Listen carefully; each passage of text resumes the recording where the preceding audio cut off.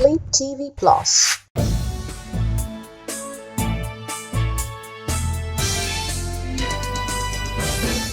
Good evening and welcome to Evening News Report on Flip TV Plus.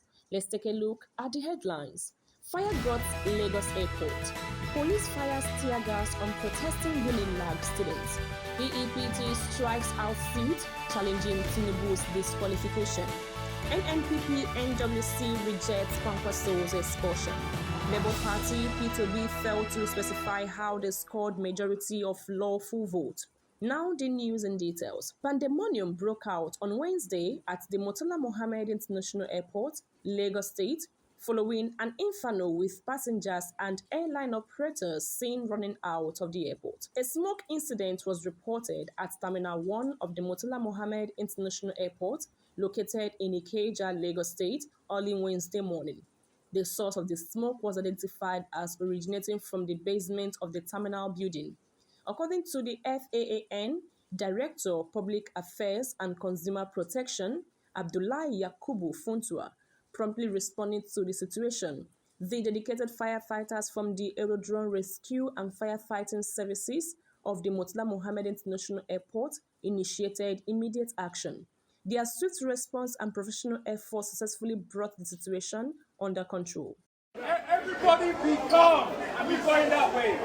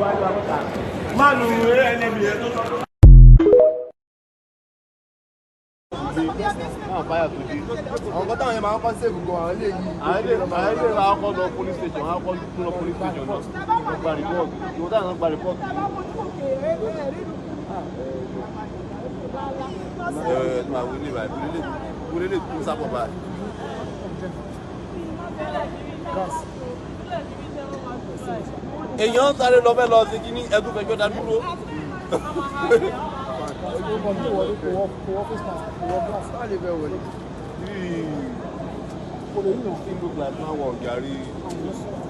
This is electrical cable panel burning. So that's why you go there. It's not fire.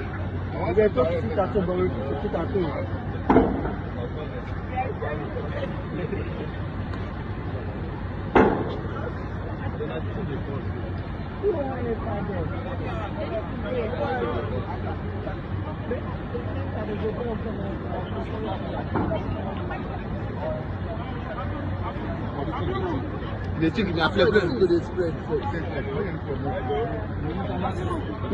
Make it. Moving on, there was a commotion on Wednesday after officers of the Nigerian police force fired tear gas at students of the University of Lagos State, Unilag. The students had converged around the school to protest the increase in tuition. The protest appeared peaceful until shots were fired by the police officers who were on the ground to monitor the students. The National Association of Nigerian Students had on Tuesday warned the Department of State Services, DSS, not to prevent students from exercising their rights to protest, saying it is a universally recognized human right.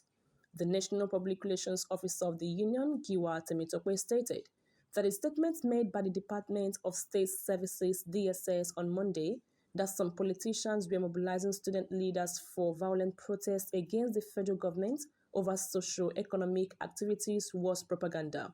He boasted that the protest would go on as planned.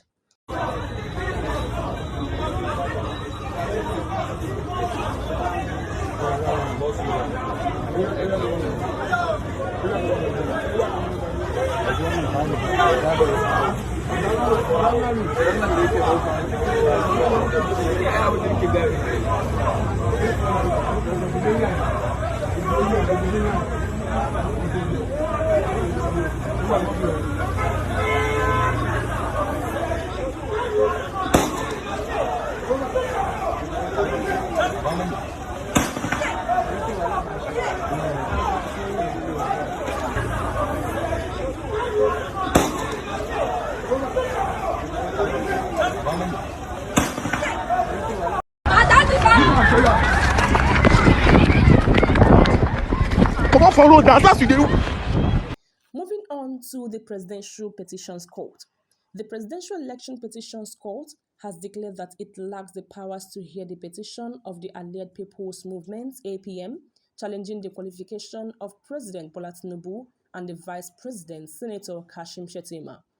Reading the lead judgment on Wednesday, Justice Haruna Samani held that the issues brought before the tribunal are pre-election matters which ought to have been at a high court. He added that the time frame of 180 days within which to determine the issue had elapsed.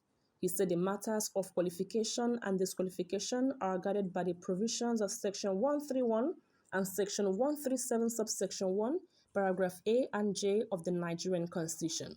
He held that issue complained of was an internal affair of a political party. APM had contended that Tinubu and Shettima were not validly nominated to contest the February 25 presidential election.